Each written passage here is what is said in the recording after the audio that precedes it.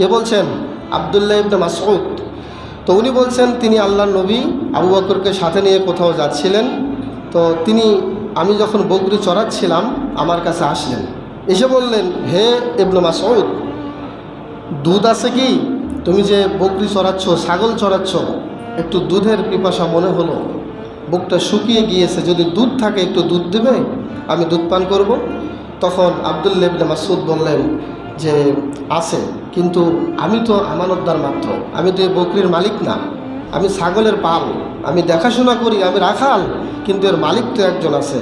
তখন বিশ্বনবী বললেন যে তাহলে যেটা দুধ দেয় না, একেবারে দুধ দেয় না, দুধে বোর্ড আছে, ওলান আছে, এমন একটা ছাগি বাচ্চা ওলা দুধ মানে বকরি তুমি আমার কাছে নিয়ে আসো। তোমার মালিক যদি দুধ দহন করা ছাগল থেকে দুধ না পায় তখন তোমাকে হয়তোবা আপত্তি তুলতে পারে, কিন্তু যেটা দুধ দেয় না এমন একটা ছাগল তুমি নিয়ে আসো। তখন আব্দুল্লাহ ইবনে মাসউদ রাদিয়াল্লাহু তাআলা আনহু তিনি বললেন, আমি নিয়ে আসলাম, নিয়ে এসে আমি আল্লাহর নবীর সামনে ধরলাম।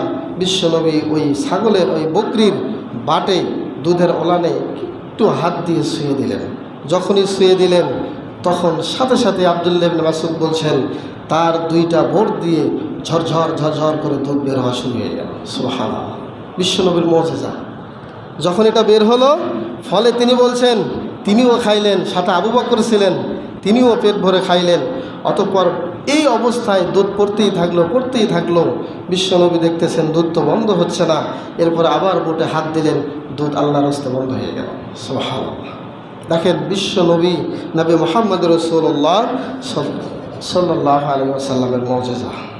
আমরা সেই নবীর উম্মত, আমরা সেই নবীকে চিনি না, আমরা সেই নবীকে জানি না। এরপরে তিনি বলেন, আমি আব্দুল্লাহ ইবনে মাসউদের মাথায় বিশ্বনবী হাত দিলেন। যাওয়ার সময় আমার মাথায় হাত বুলিয়ে দিয়ে বললেন, হে ইবনে মাসউদ, আল্লাহ তোমাকে দয়া করুক, তুমি আমার একটা উপকার করেছ। সুবহানাল্লাহ।